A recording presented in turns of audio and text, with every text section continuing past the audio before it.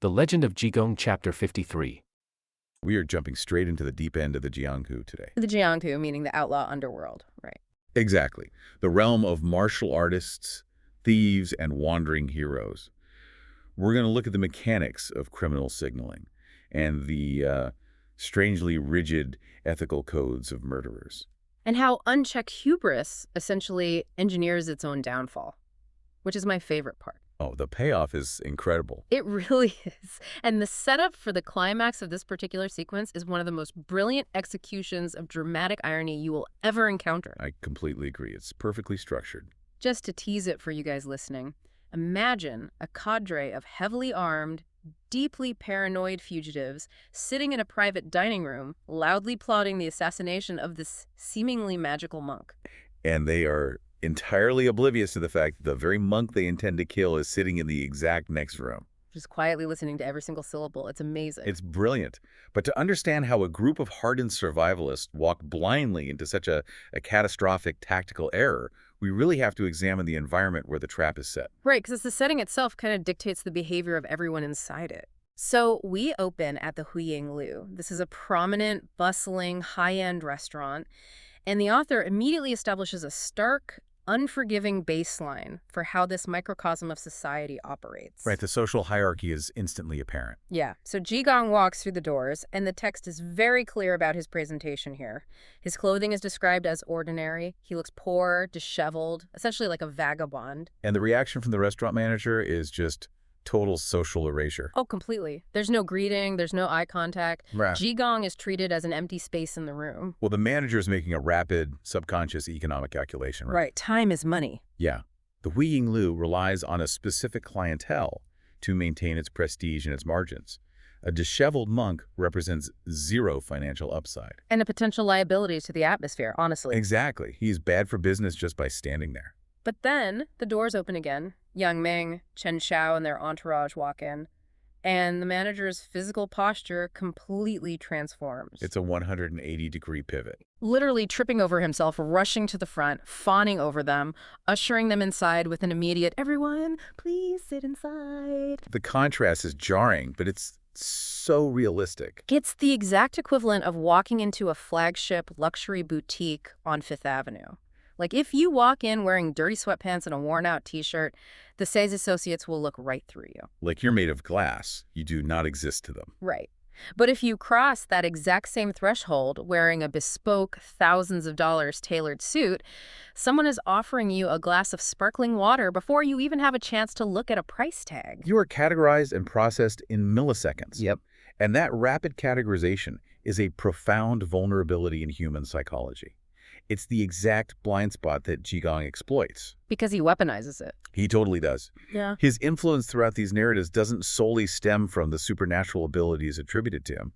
It's heavily reliant on his mastery of social engineering. So by presenting himself as the lowest possible status, like a poor, unkempt monk, he bypasses the social threat detection systems of everyone around him. Exactly. If he entered the Huying Lu dressed as a high-ranking imperial magistrate, the entire room would instantly tense up. Oh, yeah. Everyone would modulate their behavior immediately. Right. By looking like a beggar, he gets to observe the world as it truly operates when nobody thinks they're being watched. He achieves operational invisibility. He weaponizes their own prejudice against them. And we actually see him apply this immediately, right in the restaurant. The scene with the VIP room. Yes. So Jigong wants the Yazuo, the VIP room, the elegant private seating area, but the waiter informs him that there's only one VIP room available, and it's currently occupied. By 3 men who have already ordered their food and drinks, no less. Right. Now, the path of least resistance here is to just sit in the main dining hall. But instead, Jigong decides he's going to extract those 3 men from that room. And pay close attention to his methodology here, because it's a masterclass in asymmetrical problem solving. He doesn't assert authority he doesn't have, right? No, and he doesn't engage in a physical altercation either. He uses a highly sophisticated, 2-tier disruption of their reality. Psychological confusion followed by unexplainable physical discomfort. Exactly. So he just lifts the curtain and wanders right into their private sanctuary. These 3 men are newly sworn brothers, having an intimate celebration of their new bond. They're totally focused on each other. And suddenly, This poorly dressed, entirely random monk is standing at their table, cheerfully announcing, "Hey, you threw your drinking here. I'll pay for the drinks and let me order you a few more dishes." From a sociological perspective, this just completely short-circuits their cognitive processing. I mean, I would be so confused. Right, because a private dining room comes with an unspoken social contract, which is that only authorized people enter. When Jigong breaches that space, the occupants immediately try to rationalize the anomaly. Yeah, the eldest brother looks at the monk and assumes, logically, that this eccentric figure must be an acquaintance of his two new brothers. While the two younger brothers are sitting there thinking the exact opposite, they're looking at the eldest brother, assuming this must be his bizarre friend. Jigong introduces a variable that forces them to doubt their own understanding of the social dynamic. So they all start politely declining, saying, "Oh no, monk, you don't need to pay. Why don't you sit and drink with us?" Because they're performing politeness, since they each think they're addressing a guest of the other. And Jigong, having created this tangled web of confusion, just smiles, says, "Please, please," and backs right out of the room. He just leaves them staring at each other in total bewilderment. He has successfully bypassed their psychological defenses. Because they're no longer focused on their brotherhood or their meal, their situational awareness is completely fractured by this weird social anomaly. They're disoriented, and that disorientation is the necessary precursor for the second phase of his extraction. The physical discomfort phase. The moment they sit back down, trying to recover their equilibrium, the eldest brother jolts upward and lets out a grunt. He announces, "I just sat down, and I don't know what it was, but something just pricked me in the butt." It sounds like a juvenile prank, but the psychological impact is immediate and devastating. The two younger brothers are instantly unnerved. They immediately call the waiter and demand to be moved to the outer room. They voluntarily evacuate the space. Because Jigong layered the disruptions perfectly. If he had only caused the physical prick, they might have just inspected the chair, found a splinter, and sat back down. That makes sense. Or if he'd only offered the drinks, they would have eventually realized none of them knew him and just laughed it off. Exactly. But by combining the two, the inexplicable social intrusion followed immediately by a sharp, unseen physical pain, he fundamentally alters their perception of the environment. The room no longer feels safe. It feels compromised, perhaps even cursed or supernaturally hostile. He manipulated their environmental psychology so effectively that they did the work of evicting themselves. He clears the room without ever making a demand. It's brilliant. He secures his forward operating base. Which perfectly sets up our next major theme. Right. So we noted that the restaurant manager was making all of his judgments based on highly visible markers, like the quality of a tunic or the cleanliness of a robe. But the next group of characters we encounter operates on an entirely different frequency. They navigate their reality using completely invisible auditory markers. We're transitioning from the visible hierarchy of polite society to the invisible codified hierarchy of the Jianghu. The outlaw underground. Yeah. So Jigong and his companions are now comfortably seated in the VIP room. Suddenly, cutting through the ambient noise of the restaurant, a booming voice echoes from outside the room. And to an ordinary patron, it sounds like absolute gibberish. Right. The text gives us the specific phrasing. Hizi bing chizi, kansai yaoer, behizi tizi yao aryamzasun. This is the black language, or the Greenwood slang. It is the highly specialized jargon of the highwaymen. Like a secret code. Exactly. If we decode the phrasing, they are explicitly identifying themselves as outlaws using the terms hizi and chizi. Okay, so they're announcing who they are. Yes, and they are announcing their intention to eat at the establishment with the phrase kensai yaoer. Got it. And most critically, they are actively warning each other to maintain surveillance for government runners or the authorities using the term ying zoas. Wait, hold on. That makes zero logical sense. How so? Well, if these men are wanted fugitives, if they are literally highway robbers trying to evade government runners, broadcasting a secret code at maximum volume in the middle of a crowded restaurant is practically begging to be arrested. It seems that way, yeah. It completely defeats the utility of having a secret language. Why would they take that kind of operational risk? It seems entirely counterintuitive if you analyze it purely from the standpoint of stealth or operational security. Right, because stealth means being quiet. But you have to view this behavior through the specific psychological lens of the outlaw. You're looking at the function of a shibboleth. A shibboleth, like a linguistic password. Historically, yes. A shibboleth is a linguistic marker that distinguishes members of an in-group from an out-group. But in the context of the Jianghu, it is much more than just a secret password. It's a mechanism for survival. Exactly. These men exist on the extreme, violent fringes of society. They are perpetually hunted. They are universally despised by the polite society sitting in that restaurant. So they're under constant pressure. Immense pressure. And to endure that level of constant psychological pressure, they construct an alternate reality. They build a parallel society where there are not the villains, but the elites. Oh, wow. And the slang is the structural foundation of that parallel society. Right. When they shout that jargon in the Huiying Lu, it is not an attempt at concealment. It is an aggressive assertion of dominance. They are marking their territory verbally. Precisely. They are forcefully claiming the space. By speaking a dialect that the merchants and citizens around them cannot comprehend, they are signaling, we operate on a plane of existence you cannot even perceive. It flies entirely over the heads of the ordinary patrons, who probably just assume it's a regional dialect or drunken bravado.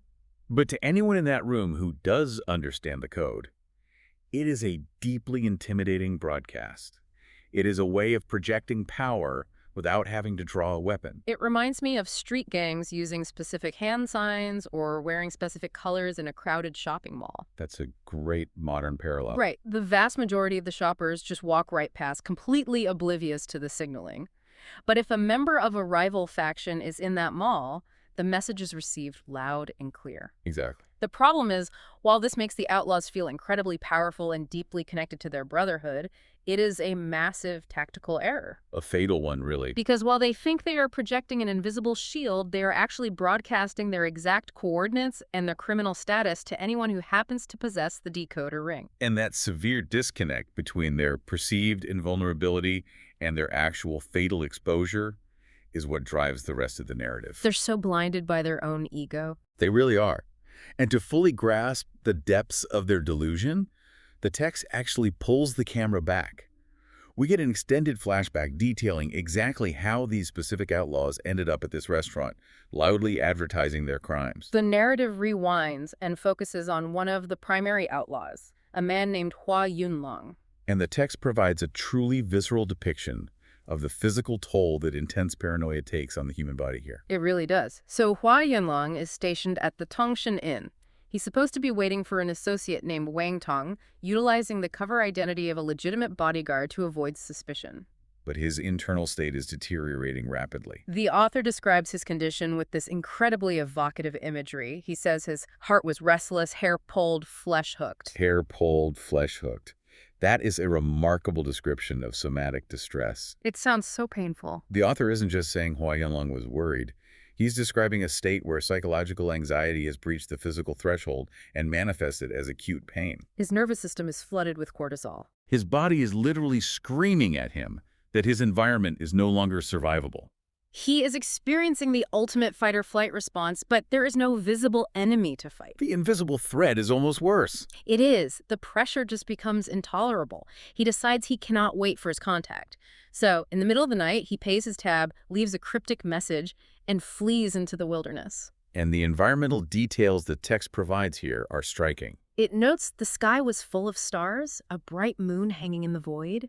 He walks for about 5 or 6 lyre, roughly a couple of miles, deep into the rural darkness. He's totally isolated. He approaches a dense, shadowed forest, and suddenly, a massive figure launches out of the tree line to ambush him. The visual markers the author uses to describe this attacker are carefully chosen to evoke maximum terror. This is not a common footpad or a desperate beggar. No, the text goes out of its way to make him monstrous. The attacker is described as being 8 feet tall. He's wearing a blue jacket, but more shockingly, he has a blue face, like literally described as resembling blue indigo. And spilling across his chest is a massive, flowing red beard, the color of cinnabar. The narrator explicitly compares his appearance to a plague god or a paisui, which in Chinese astrology is a fiercely powerful, often malevolent deity. Hua Yunlong is alone in the woods, and a mythological nightmare has just stepped onto the path. It's terrifying. He is the physical embodiment of the chaotic, untamed violence that exists beyond the safety of the city walls. But what this terrifying figure does next completely subverts the expectation of a simple, brutal robbery. Yeah, the plague god doesn't just attack. He halts his advance and he delivers a recitation. He strikes a pose, draws his weapon, and essentially delivers a theatrical monologue. He recites a highly structured 8-line poem. To paraphrase the translation, he declares, "I was born rough, I favor spears and clubs, I'm too lazy to read the classics. I wander the 4 seas, I rescue the good, I slaughter corrupt officials and local tyrants. I do not care whether royal laws exist or not." And only after completing this dramatic recitation does he scream, "Leave your money or die." It's so funny. It is exactly like watching a professional wrestler cut a promo on the microphone before they walk down the ramp. That analogy holds up perfectly. Right. The wrestler doesn't just run out and punch their opponent.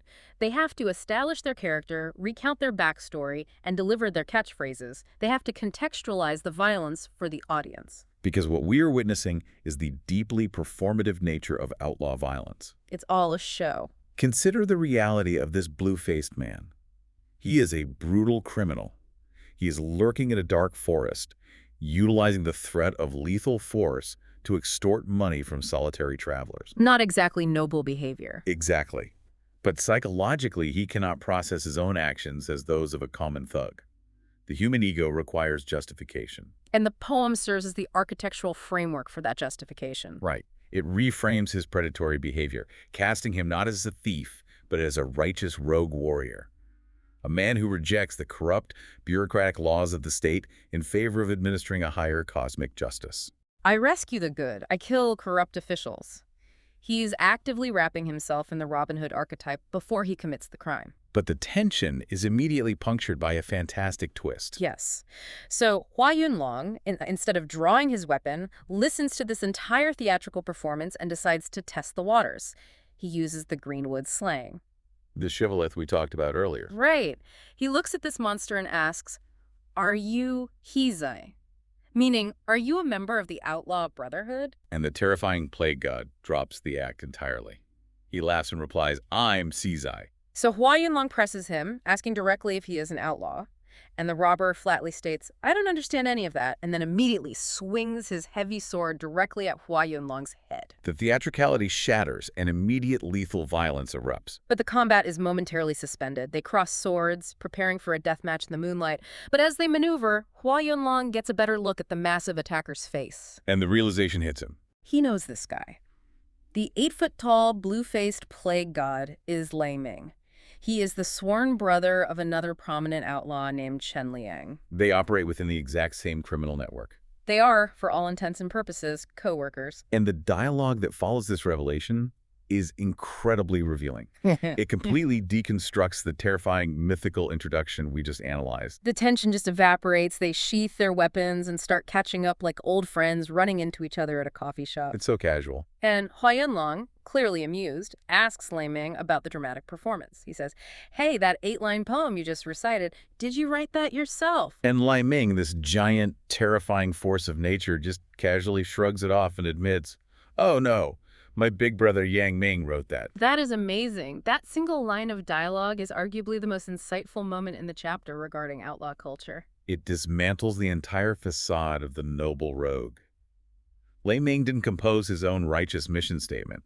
He memorized someone else's script. It demonstrates that the heroic outlaw persona is a mass-produced, manufactured identity. It is quite literally a script they pass around and recite to assuage their own guilt and elevate their status. They are utilizing a standardized boilerplate villain monologue to make themselves feel honorable while they steal people's luggage in the dark. It completely shatters the illusion. They are fundamentally just violent men trying to cosplay as mythological figures. And this transition from performative violence to casual conversation opens up a much darker exploration of their psychology. Right, because as they walk together through the night, we get a deep dive into the selective, highly hypocritical morality of these thieves. The reunion shifts from a moment of comedic relief into a stark confession. Lei Ming asks Yunlong for an accounting of his recent activities since leaving Jiangxi for linen. And Yunlong begins to lay out his criminal resume. He details his rap sheet with obvious pride. He freely confesses to committing cold-blooded murder at a location called the Taishan Lu. Which is a major escalation. Then he escalates his bragging even further, detailing how he infiltrated the heavily fortified mansion of Prime Minister Qin, one of the most powerful political figures in the empire, and successfully stole a priceless jade bracelet and a phoenix coronet. He is establishing his operational credentials. Within this specific hierarchy of the Jianggu, executing a murder at a prominent location and successfully robbing the highest-ranking official in the land are acts that carry immense social currency. They validate his status as an elite operator. But the author inserts a critical, devastating detail here. The narrator explicitly points out a glaring omission in Hua Yunlong's bragging. The text states, he just didn't mention the matter of flower plucking at the Wuzhu temple. And for context, within the historical lexicon of these texts, flower plucking is a specific euphemism used for sexual assault. So we have a scenario where Hua Yunlong is eagerly, enthusiastically bragging to his colleague about committing murder and high treason, but he makes a calculated, deliberate decision to hide the fact that he committed sexual assault. This omission is a profound window into the intricate, often deeply paradoxical ethical framework of the outlaw world. It forces a difficult question. I mean, if you are already living completely outside the boundaries of human law, if you have already rationalized murder and grand larceny, why draw the moral line at that specific crime? That's a great question. Why actively conceal it from a man who just tried to hack your head off in the woods? Because it reveals that even within a society defined by criminality, there is a strict, rigidly enforced moral hierarchy. So the rules still exist, they are just different rules? Exactly. Consider the narrative Lai Ming was reciting earlier.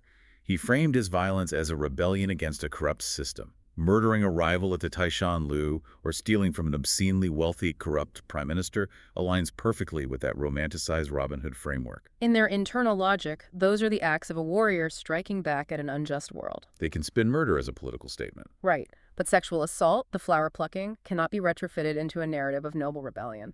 No, it cannot. It is an act of pure, unadulterated predation against the vulnerable. It fundamentally violates the core tenets of the martial hero code that these men desperately rely on to justify their existence. So even among thieves, there's an absolute moral floor. Hua Yunlong conceals the crime because he is acutely aware that if Lai Ming discovers the truth, his status is instantly revoked. He would no longer be viewed as a sworn brother or a rogue hero. He would be categorized as a monster. And Right, because as Hua Yunlong and Lai Ming are dissecting their crimes on the road, another figure emerges from the darkness. it's Chen Ling, introduced by the magnificent moniker, the Holy Hand White Wolf. The gang is finally united. But Chen Liang introduces a violently different emotional frequency to the group. He isn't boasting. He isn't relaxed. He is operating in a state of hypervigilance. He's the only member of the trio who accurately comprehends the catastrophic danger they are navigating. And the text provides the specific catalyst for Chen Liang's paranoia, which is deeply rooted in personal trauma. What happened to him? The narrative explains that Chen Liang is living life on the run, hiding in the shadows of quiet inns, entirely because of a prior, highly traumatic encounter with Jigong. Ah, the monk. Yes, and the threat Jigong issued to Chen Liang wasn't a standard law enforcement warning. It was incredibly specific. Jigong promised to pour boiling water over Chen Liang's head and shave him with a meat cleaver. Wow. It is a viscerally terrifying, grotesque image. Right. It bypasses the abstract fear of the legal system and implants a highly specific fear of intimate, agonizing torture. It is the ultimate psychological warfare. Chen Liang he is desperately trying to convince his friends to evacuate the haunted house. For Hua Yunlong and Lai Ming haven't experienced the trauma. To them, Jigong is an abstraction. He is a rumor. So they completely dismiss Chen Liang's legitimate terror. This creates a brilliant thematic bridge in the narrative structure.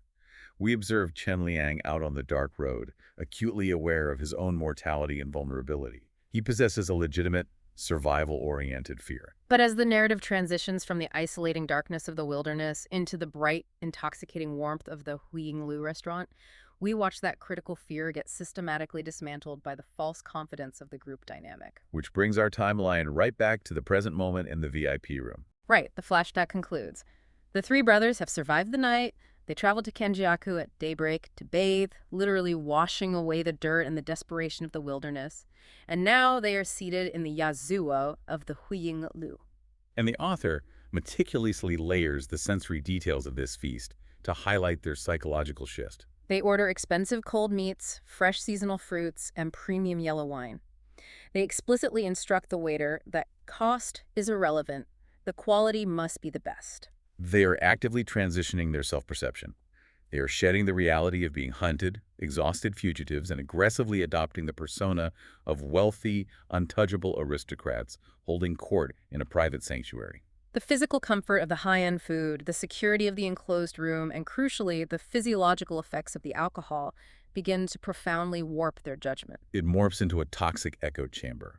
You can track the escalation of Lei Ming's arrogance in direct correlation with the empty wine cups. Lei Ming starts physically pounding his chest. He addresses Hua Yunlong, puffing himself up, saying, "Don't worry about running. If there are no officials here, fine. But if they come, I will take responsibility. I'll take them down one by one, two by two." He's completely intoxicated by his own perceived invincibility. And this is where the ideological collision occurs. Chen Liang, the White Wolf, the man carrying the actual trauma of his encounter with Jigong, attempts to pierce the echo chamber. He tries to forcefully inject reality into the delusion. He warns Lei Ming directly. He says, "Second brother, don't be careless. Jigong isn't a normal official. He possesses magic. He knows the past and the future." Chen Liang goes further, specifically warning Lai Ming that Jigong has the supernatural ability to freeze a grown man perfectly in place with nothing more than the point of a finger. He is practically begging his sworn brothers to calibrate their threat assessment to reality. But Lai Ming's response is a masterclass in aggressive denial. He violently rejects the data. He barks out a loud laugh, a classic dominance display designed to belittle the warning. He shouts, "You fear the monk, I do not fear the monk. Even 200 seasoned soldiers couldn't capture Hua Yunlong, let alone 3 mere men." This dispute is deeply rooted in Lai Ming's fragile psychological architecture. Lai Ming is exhibiting terminal hubris, but it stems from an absolute inability to assimilate new information that contradicts his worldview. How do you mean? Well, analyze Lai Ming's core identity. He's a massive 8-foot-tall physical anomaly with a terrifying visage, wielding a heavy weapon. Right. His entire existence, his survival, and his elevated status within the Jianghu hierarchy are predicated entirely on his capacity for overwhelming physical dominance. He navigates the world by applying blunt force trauma to obstacles until they yield. If a problem arises, he chops it in half. That is the entirety of his problem-solving algorithm. Exactly. And now, Chen Liang is introducing an anomalous variable. A disheveled monk who can paralyze you with a gesture that completely and fundamentally invalidates Lai Ming's entire reality. Oh, I see. Because if brute physical strength and martial prowess are rendered useless by magic, then Lai Ming is rendered obsolete. He is powerless. The mere concept of Jigong represents an existential threat to Lai Ming's ego. Therefore, instead of absorbing the warning and adjusting his tactics, Lai Ming responds with rage. The anger is a defensive reflex deployed to protect a collapsing paradigm. Exactly. The physical escalation is immediate. Lai Ming violently slams his hand onto the table. The text records his outburst. He says, "Chen III, you are really making me mad. You are boosting the monk's prestige and diminishing our brother's spirit." He frames a legitimate tactical warning as a personal betrayal of the Brotherhood's morale. And then, the hubris breaches the point of no return. Lei Ming roars that he refuses to hide. He boasts, at maximum volume, that he's going to march directly up to the famous Lingyan Temple in Linen, locate this Jigong, and personally murder him just to alleviate his own frustration. It is the ultimate, fatal manifestation of the echo chamber.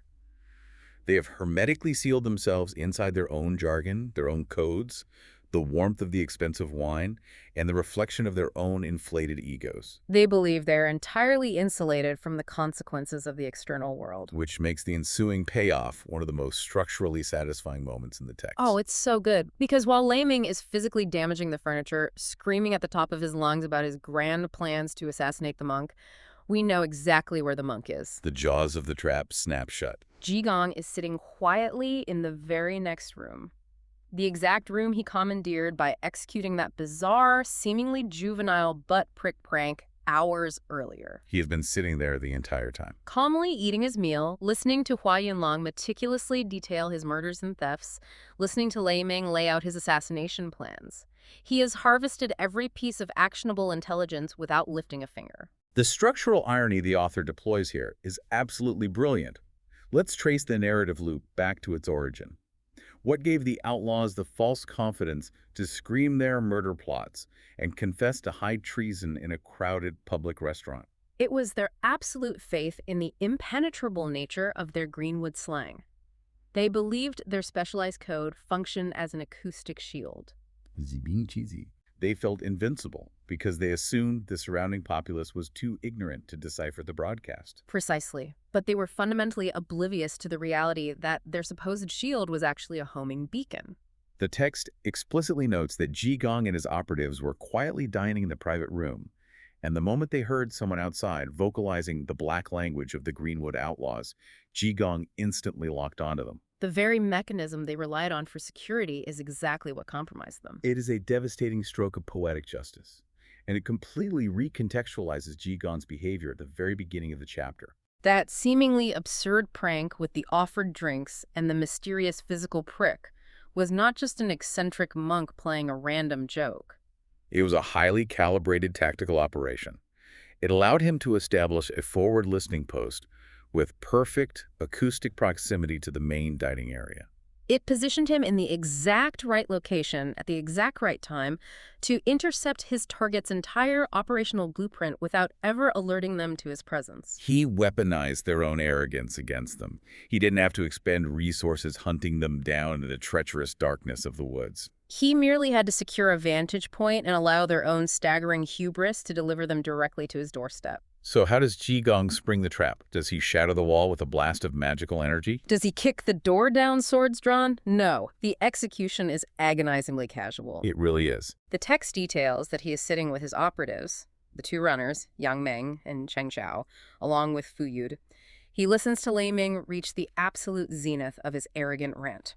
And Jigong simply turns to his men and politely announces, "I'm going outside to convenience myself." He essentially says, "Excuse me, I need to use the restroom." He casually excuses himself from the dinner table to execute a takedown. He strolls out of the room, walks to the bottom of the stairs, and looks up toward the outlaw's table. And right at the precise moment, Lei Ming is feeling like the most powerful entity in the universe. Jigong projects his voice and shouts, "Good thieves! I am the monk coming to catch Yunlong. I'll catch you all today. Not a single one will escape." It is a phenomenal, devastating drop of the curtain. With a single, perfectly timed sentence, Jigong entirely shatters their delusion of safety, invalidates the utility of their secret codes, and exposes their overwhelming physical prowess as completely irrelevant. He has intellectually and tactically annihilated them before a single blade has even been drawn from its scabbard. It is the ultimate mic drop, and that is precisely where the source text leaves us hanging.